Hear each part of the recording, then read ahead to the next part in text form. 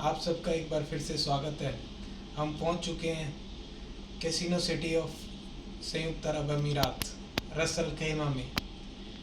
सबसे पहली बात मैं आपको यहाँ आने के बाद में बताना चाहूँगा कि जैसे हम एयरपोर्ट पे से उतरे, मैं इससे पहले लगभग साल भर पहले, साल भर भी नहीं हुआ है, उससे पहले हम कजाकिस्तान गए थे। और कजाकिस्तान में मैंने देखा था कि -3 डिग्री टेम्परेचर था उन दिन, सर्दियों के दिनों में -3 डिग्री टेम्परेचर पर भी वहाँ पर हमारे पिकअप के लिए गाड़ी प्रॉपर एयर कंडीशन बस आई थी जो एयरपोर्ट टर्मिनल तक लेकर के गई थी। सबसे अजीब बात मुझे यहाँ पर ये लगी कि रसल खैमा में हम एयरपोर्ट से उतरे और वॉक करके हम टर्मिनल तक गए। और दूसरी सबसे डिफरेंट चीज़ मुझे यहाँ पर नज़र आई कि यहाँ जो फ़्लाइट के अंदर पैसेंजर था, लगभग 210 के आसपास पैसेंजर थे।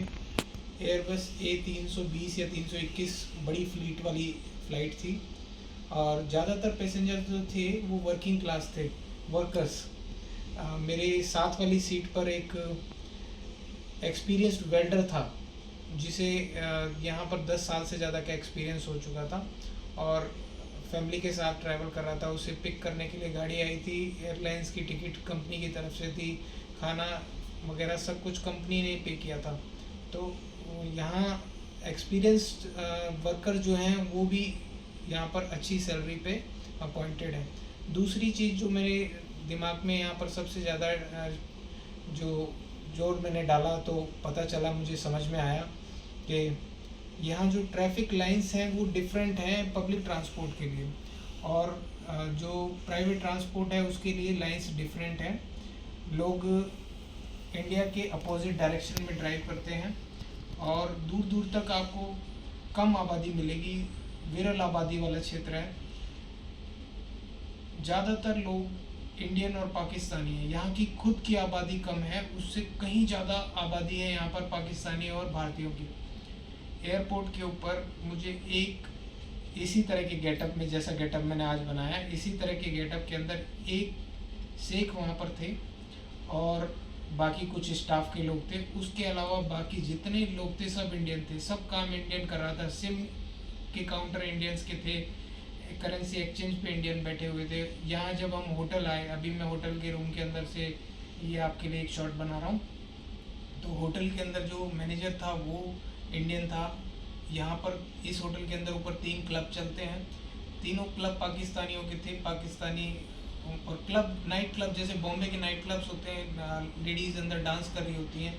मैं आपको एक शॉट उसकी भी दिखाऊंगा किस तरह से यहाँ पे ये कल्चर है। यहाँ पे जैसे बॉम्बे का एक डांस बार का कल्चर पहले हुआ करता था, बट अभी तो फिलहाल डांस बार बैन हो गए हैं बॉम्बे में, लेकिन पहले ज़माने में डांस बार में गर्ल्स डांस किया करती थी, तो वो वाला कल्चर यहाँ पर चल रहा है। इस होटल के अंदर 4th-5th फ्लोर के ऊपर 3 डांस बार्स हैं जो पाकिस्तानियों के डांस बार्स हैं, पाकिस्तानी लोगों ने चला रखे हैं। ड्राइवर जो हमने टैक्सी की, वो ड्राइवर ने हमको लगभग 18-19 किलोमीटर की ड्राइव थी होटल से एयरपोर्ट की, तो उसके लिए उसने कुछ 1,500 रुपये के आसपास चार्ज किया।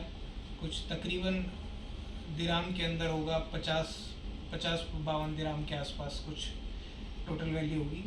यहाँ पर जो होटल का स्टाफ था, मैनेजर और सपोर्टिंग स्टाफ, वो इंडियन स्टाफ है। एक्स्ट्रा अगर हम जल्दी पहुँच जाते हैं तो अर्ली चेक इन के लिए वो जितना होटल बुकिंग आप मेक माई ट्रिप से बनाते हो, लगभग उससे थोड़ा ही कम, अगर आपका 6 घंटे के आसपास का अर्ली चेक इन है तो आपको उतना चार्जेस पे करना पड़ जाता है जो एक नाइट की बुकिंग है। तो बेटर है आप बुकिंग पहले ही बना करके आए। यहाँ पर आकर के आपको मच एक्सपेंसिव पड़ेगा कंपैरेटिवली।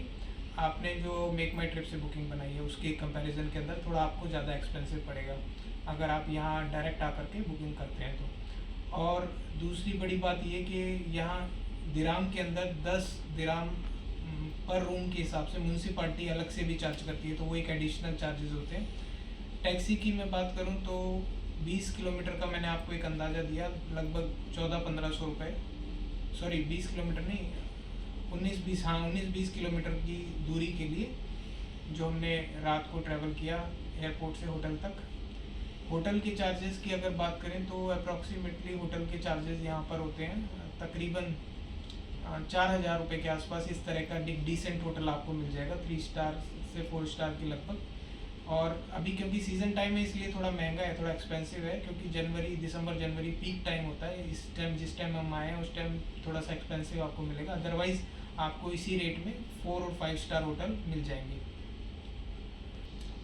एक और इम्पॉर्टेंट जानकारी मैं आपको देना चाहता हूँ कि अगर आप दुबई के एयरपोर्ट पर ट्रैवल कर रहे हैं या शारजा के लिए ट्रैवल कर रहे हैं तो इजी है। बाकी यहाँ पर गवर्नमेंट की बहुत अच्छी फैसिलिटी है। अगर जैसे हम रसल खेमा में रात को 10:30 बजे हमने अराइवल किया, तो 10:30 बजे के बाद यहाँ पब्लिक ट्रांसपोर्ट लास्ट 10 बजे तक की बस चलती है। 10 बजे के बाद में पब्लिक ट्रांसपोर्ट आपको नहीं मिलेगा। और जो पब्लिक ट्रांसपोर्ट की बस है उनके रूट्स अलग हैं, हाईवे पे वो हाईवे के रूट से जाती हैं, और जो टैक्सीज वगैरह हैं वो नॉर्मल रूट से जाती हैं। रूट पूरे खाली होते हैं, गाड़ियाँ बहुत तेज़ी से चलती हैं। 20 किलोमीटर में आपको ज़्यादा से ज़्यादा 10-15 मिनट लगेंगे।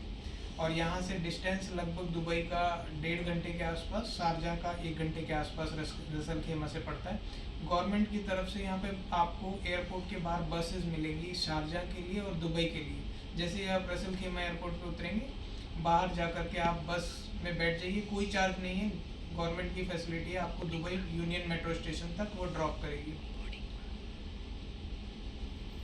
तो आप सभी का धन्यवाद। और एक आखिरी अब मैं अपडेट आपको इसमें और दे देता हूँ कि अब हम आपको रसल खेमा की लोकल साइट जानकारी देंगे इसके आगे से।